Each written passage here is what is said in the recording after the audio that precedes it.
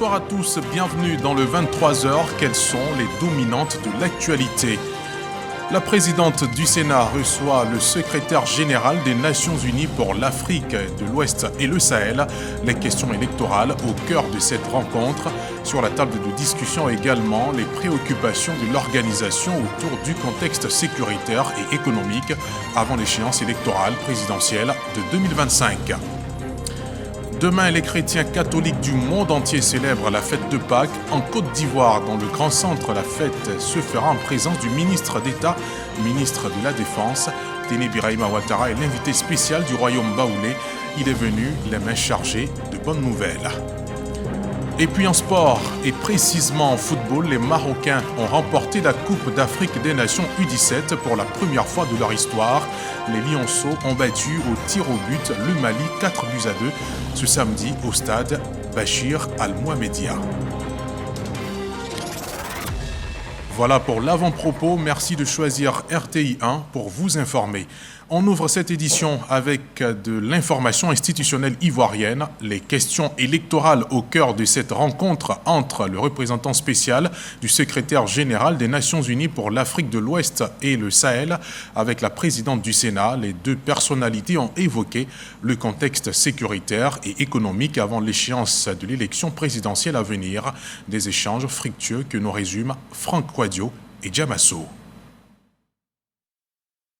Le représentant spécial du secrétaire général des Nations Unies pour l'Afrique de l'Ouest et du Sahel, reçu par la présidente du Sénat, Kandia Camara, au centre des échanges, les questions électorales. Nous avons fait une analyse de la situation sociopolitique, puisque nous-mêmes, nous représentons les populations, à travers les collectivités territoriales, nous représentons la diaspora, en plus du fait que nous avons des missions, à savoir voter les lois, consentir l'impôt, contrôler l'action gouvernementale, évaluer les politiques publiques. Nous avons fait savoir au représentant spécial que nous étions très heureux qu'il soit venu lui-même ici, accompagné d'une délégation, parce qu'il n'y a pas mieux que ce que lui-même vivra ici, entendra ici, que de lui faire des rapports. Donc, et fort heureusement aussi, ce n'est pas la première fois qu'il vient en Côte d'Ivoire. Il connaît la Côte d'Ivoire, il connaît les acteurs politiques. Tout cela lui permet de mieux comprendre la situation ivoirienne. Et aussi, nous lui disons qu'il y a une gouvernance ici que nous, en tant que contrôleurs de l'action gouvernementale, que nous apprécions. Nous apprécions la gouvernance du président Ouattara. Parce que grâce à cette gouvernance, aujourd'hui, le pays se porte mieux. Leonardo Santos Simao s'est aussi réjoui de la qualité de la discussion, non sans noter la volonté de l'institution onusienne d'être un partenaire privilégié de la Côte d'Ivoire dans le processus électoral engagé. Notre souhait, c'est que les élections se déroulent dans la paix, avant les élections, pendant les élections et après les élections. Nous avons reçu ces assurances d'engagement du Sénat vers la paix et la stabilité du pays. Nous avons mis notre disposition de continuer à accompagner le pays et justement à encourager aussi tous les acteurs politiques et la population en général, en particulier les jeunes, pour travailler vers la paix et la stabilité pour que les élections soient paisibles. Le Sénat, notons-le, est la dernière escale de la délégation onusienne en tournée en Côte d'Ivoire auprès des autorités ivoiriennes pour s'enquérir de la situation politique, sécuritaire, économique et sociale. On prend la direction de Brazzaville, la capitale congolaise. Là-bas, le président Denis Sassou Nguesso a reçu les parlementaires francophones après la 16e conférence de l'APF. Au cours de cette audience, la feuille de route a été présentée au chef de l'État congolais par les parlementaires. On en donne les différentes sources avec Sidonie Davila. Au lendemain de la clôture de la 16e conférence de l'Assemblée parlementaire de la francophonie APF à Brazzaville, le président de la République du Congo, Denis Sassou Nguesso, a accordé une audience aux délégations parlementaires. Cette rencontre a permis aux parlementaires francophones de remettre officiellement au chef de l'État congolais la feuille de route. Fruit de plusieurs jours d'échanges et de réflexions collectives, ce document stratégique intègre les préoccupations majeures de l'espace francophone. Nous avons, lors donc de l'audience, fait le point de la 16e conférence. Nous avons fait le point de tous les sujets qui ont été abordés lors donc de cette 16e conférence. Certaines parties de l'Afrique sont traversées par des crises, par des secousses institutionnelles, mais surtout dans un environnement mondial en pleine transformation. Nous étions dans l'obligation d'en faire le point. Surtout, nous avons apprécié, lors de cette 16e conférence, la présentation du plan relatif donc au climat, à l'environnement, de la forestation du Congo, qui obéissait donc à la vision du président de la République, Denis Sassou Nguesso. Adama Bictogo, président de l'APF, section Côte d'Ivoire, a également insisté sur le rôle crucial que peuvent jouer les parlements dans les crises que connaissent certains pays. Nous avons justement informé le président de la République de ce qu'une délégation de haut niveau, composée donc de présidents de Parlement, se rendrait très bientôt en RDC, au Rwanda.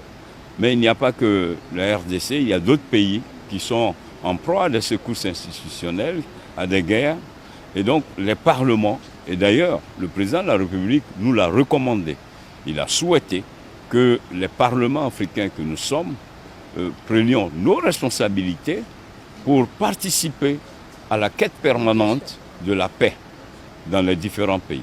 Les parlementaires ont souligné la qualité de l'accueil congolais, saluant par ailleurs l'engagement constant du président Denis Sassou Nguesso en faveur du dialogue parlementaire et de la coopération francophone. En recevant la feuille de route, le chef de l'État congolais a salué la qualité du travail et réaffirmé son engagement pour une francophonie parlementaire active et solidaire. Retour en Côte d'Ivoire où dans le grand centre c'est l'effervescence. La fête de Pâques bat déjà son plein dans toutes les localités de cette partie de la Côte d'Ivoire. Le siège du royaume baoulé a reçu comme invité d'honneur le ministre d'État, ministre de la Défense. Téné Birahima Ouattara est allé communier avec les populations tout en posant des actes de développement. Gervais Kwasi, Kader Sogodogo. La fête de Pakinou dans le grand centre focalise les attentions. L'esplanade de la cour royale des Baoulés à Sakassou, pour l'occasion, reçoit un hôte de marque, le ministre d'État, ministre de la Défense, Téné Birahima Ouattara, qui a voulu communier avec ses sœurs et frères du Oualebo durant cette période de grande réjouissance. Le ministre d'État avait à ses côtés des membres du gouvernement, les élus et cadres du grand centre, sans compter les autorités administratives. Sous la bâche réservée aux têtes couronnées, le roi des Baoulés, Nana Kwaku Dié II, et ses pairs, venus de toutes les régions du pays, sous la houlette du président de la Chambre des rois et chef traditionnel de Côte d'Ivoire, Sa Majesté Nana Amontanoué. La fête fut belle avec des prestations artistiques du terroir.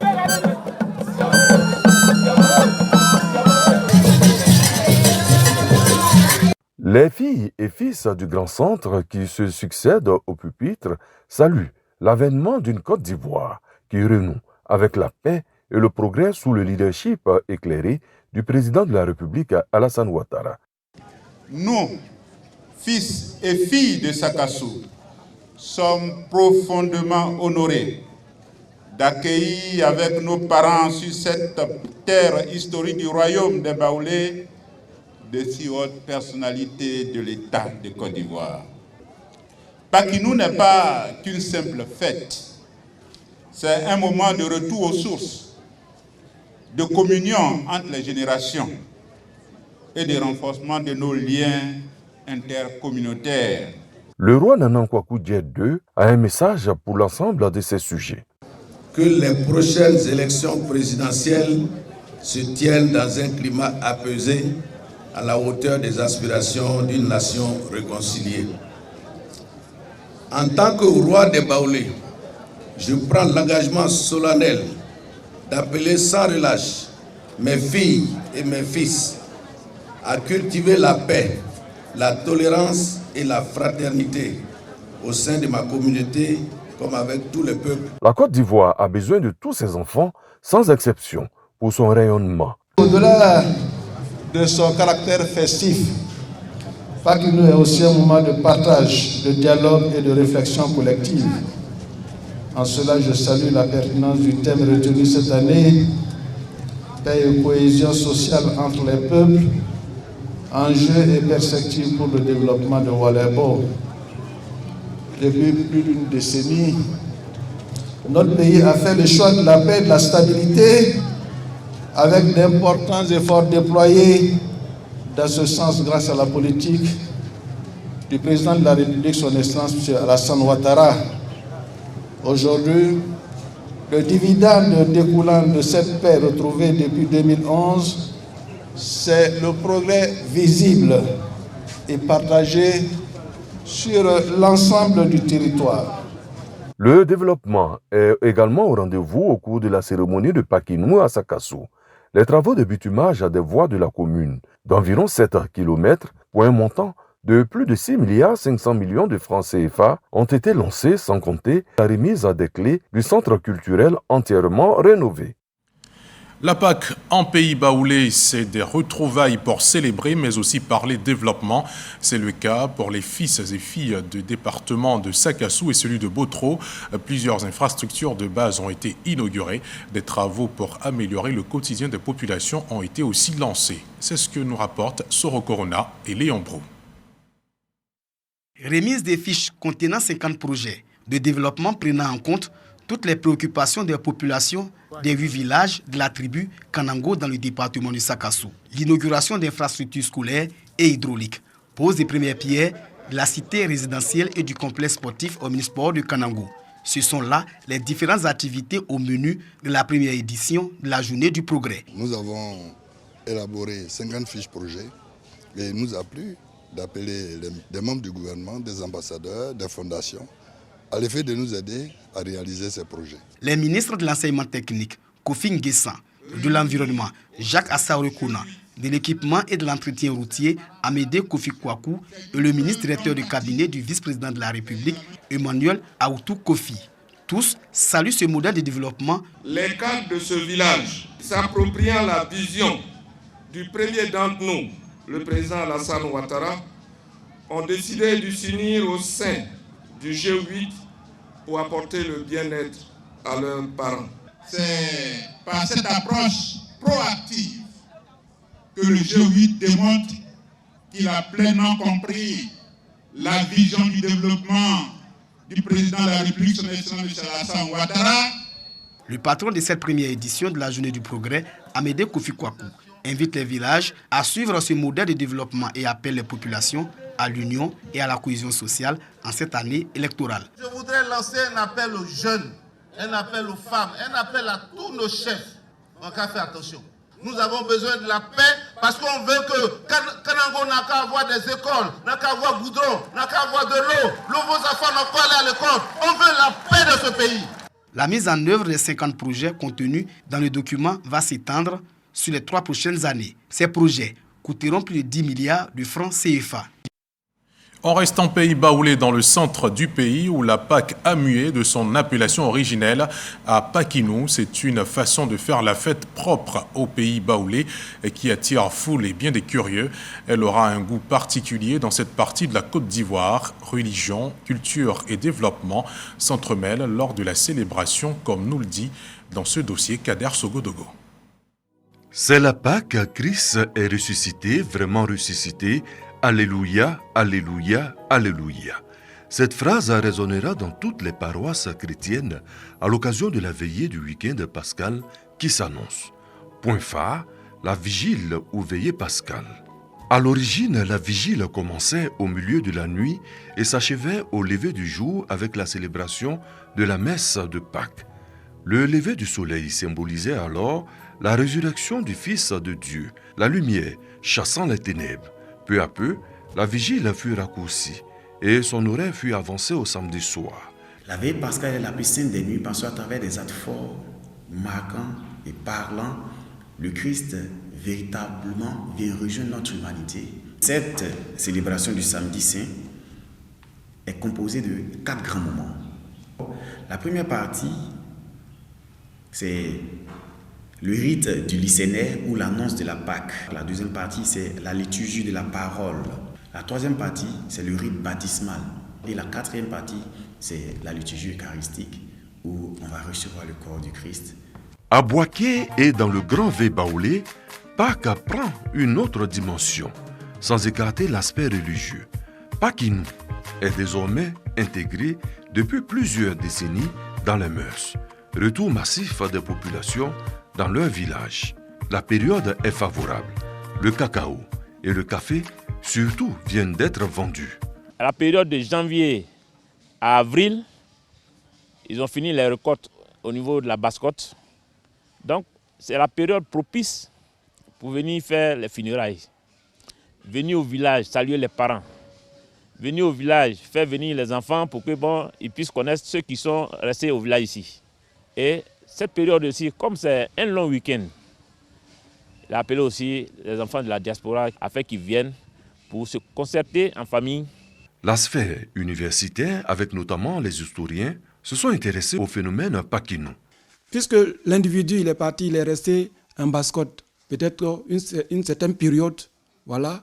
Et quand il vient, il se dit qu'il y a une divinité peut-être qui est restée sans assistance. Alors ils viennent pour renouveler le lien entre les ancêtres. Religion, culture, développement, le week-end pascal est surtout un moment de cohésion, de retrouvailles et de partage. Sur les bords de la lagune Ébrié, on célèbre aussi un événement qui lui est beaucoup plus solennel. Le ministre de la Construction, du Logement et de l'Urbanisme remet aux impétrants de Hudson Institute, université spécialisée dans les questions immobilières, leur diplôme de fin de parcours. Bruno Nabagné-Koné en a profité pour s'appesantir sur les vigoureuses réformes engagées au sein de son département ministériel. Lanciné Bakayoko.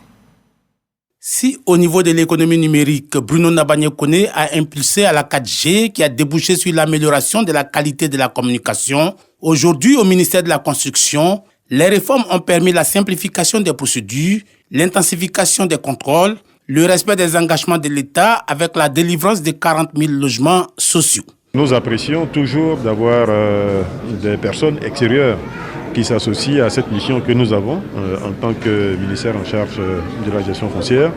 Et je voudrais donc féliciter l'Institut pour tout le travail qu'il réalise depuis pratiquement 7 ans dans le secteur. Et ils font de la formation continue également, donc cela permet la mise à jour des connaissances de ceux qui aujourd'hui exercent dans le métier. Donc tout cela nous satisfait. L'autre chantier engagé par Bruno Nabagné-Koné, c'est l'attestation des droits d'usage coutumiers, qui vise à renforcer l'encadrement des communautés villageoises dans la gestion du foncier urbain, à sécuriser le processus d'acquisition des terrains approuvés et à réduire de manière significative les litiges fonciers. Nous avons touché à tous les domaines, avec tous les outils juridiques, comptabilité, pour parfaire encore plus nos connaissances dans le domaine de l'immobilier. Cette cérémonie de remise de diplômes s'est soldée par une série d'échanges qui ont permis d'ouvrir des perspectives pour les jeunes. Plus de 8000 plaintes et de préjudices financiers évalués à des centaines de millions de francs CFA. C'est ce que révèle le rapport des experts de la plateforme de lutte contre la cybercriminalité, PLCC, au cours d'un séminaire tenu récemment sur la cybersécurité à Cocody. Lors de cette séance de travail, les experts font des recommandations sur les bonnes pratiques de l'utilisation des données à caractère personnel et invitent les entreprises à faire de la cybersécurité une priorité. On en sait davantage avec Abou Sanogo. Face aux préjudices énormes de la cybercriminalité, la sécurité des systèmes informatiques n'est plus une option.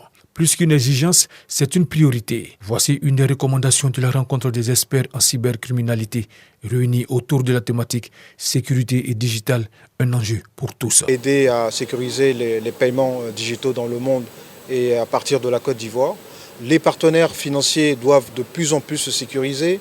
Les entités étatiques également doivent pouvoir se sécuriser. Donc nous sommes derrière pour pouvoir apporter l'appui à ce niveau-là. Au-delà de ce que nous faisons d'un point de vue financier, mais aussi notre contribution à la sécurisation des transactions dans un pays comme la Côte d'Ivoire avec la plateforme de lutte contre la cybercriminalité, dans la formation, nous assurer que nous avons le bon niveau d'échange qui répond aux enjeux domestiques.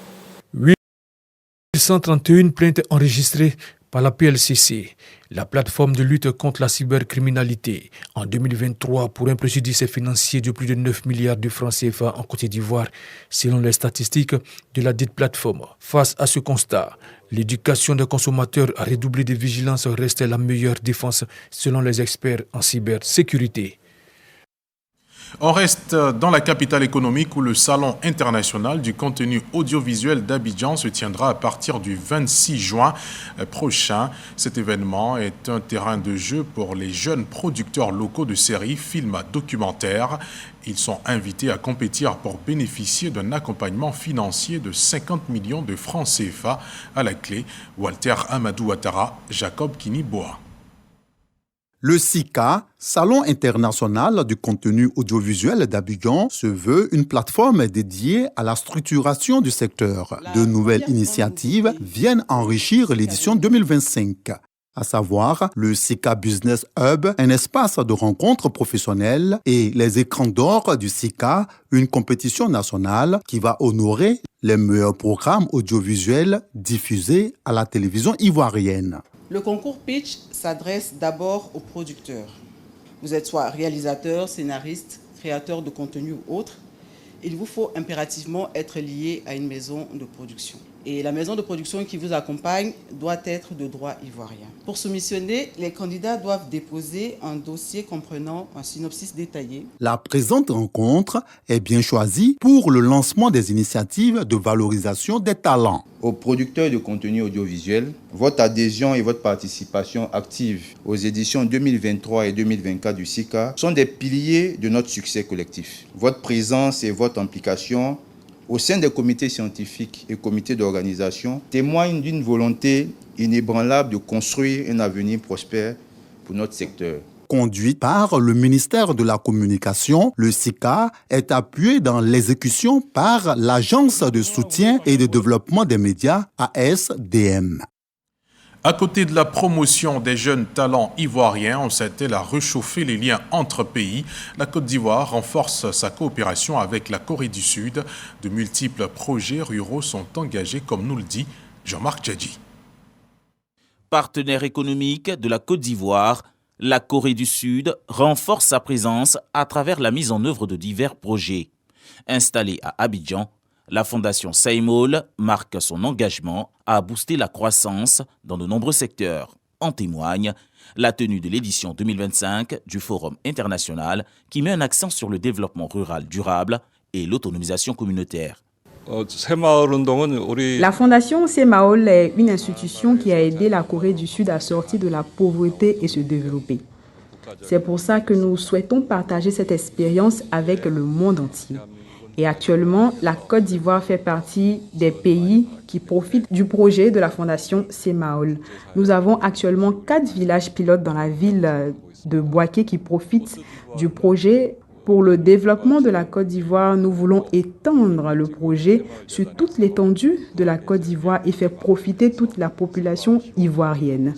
Nous savons que la population ivoirienne est une population courageuse et pleine d'espoir. Alors nous croyons fort que le projet de la Fondation Saïmol sera un succès sur cette terre ivoirienne. Partie prenante du forum, les autorités ivoiriennes se félicitent de cette collaboration. Ce forum permet à l'initiative de nos populations locales de pouvoir créer la richesse à travers leur activité. Il faut montrer la voie pour que cette population puisse s'auto-suffire. Dans un monde où l'État ne peut pas tout faire, et cette possibilité ne peut pas se faire sans la formation. La Fondation Saïmol s'engage à faciliter le renforcement des capacités et à améliorer l'environnement. La 59e promotion de l'École nationale d'administration ENA a célébré sa journée culturelle. Les auditeurs ont mis en lumière la richesse et l'unité des cultures de la Côte d'Ivoire au travers de danses, tenues traditionnelles et de chants. On poursuit avec l'actualité qui nous transporte aussi dans le nord du pays où c'était l'apothéose du Djegele Festival de Boundiali. La soirée du samedi dernier a été marquée par un concert live des figures emblématiques de la musique traditionnelle du balafon issu du Mali, du Burkina Faso et de la Côte d'Ivoire.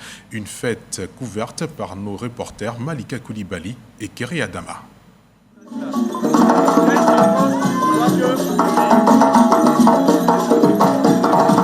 Un concert inédit avec un public chaleureux. La 9e édition du Djegele Festival a vibré au rythme du balafon. Des instants de spectacle et des démonstrations de talents d'éminents balafonistes de la Côte d'Ivoire et d'ailleurs. Parmi eux, le groupe Kantigi des Orodara du Burkina Faso qui fascine ses fans.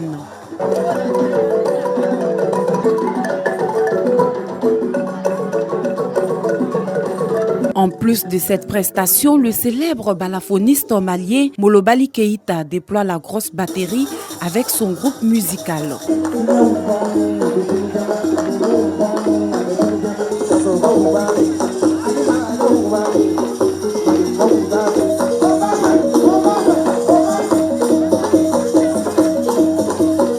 Pour la circonstance, des personnalités du monde de la culture et des partenaires encouragent l'idée. Beaucoup de choses se font à Abidjan, mais la Côte d'Ivoire ne se limite pas à Abidjan.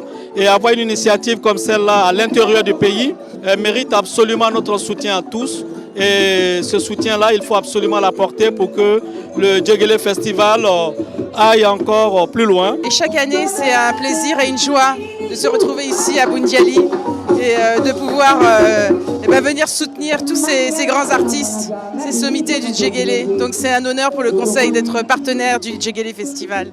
Quant au promoteur du Djegele Festival, Koné Dodo, le bilan est satisfaisant. Toute la population est très heureuse de ce qui se passe. Tous les groupes qui sont passés ont beaucoup de talent et méritent d'être invités ici. En Côte d'Ivoire, un festival très important est né et est en train de grandir. Cette 9e édition du Djegele Festival a été marquée d'agréables découvertes pour certains. Rendez-vous pour la 10e édition au mois d'avril 2026 à Boundiali. À Daloa, la deuxième journée des festivités du FEMUA a débuté à l'amphithéâtre Tidou de l'université Jean-Guédé-Lorignan par des panels animés par plusieurs experts. Les étudiants et leurs autres camarades de l'INFAS de Daloa ont pris d'assaut l'amphithéâtre qui a refusé du monde. Les personnes présentes ont été édifiées sur le thème général de cette année et qui est civisme et sécurité routière. Présente à cette cérémonie, les autorités de la ville et de l'institution académique n'ont pas manqué de demander à la jeunesse de prendre conscience de ses responsabilités.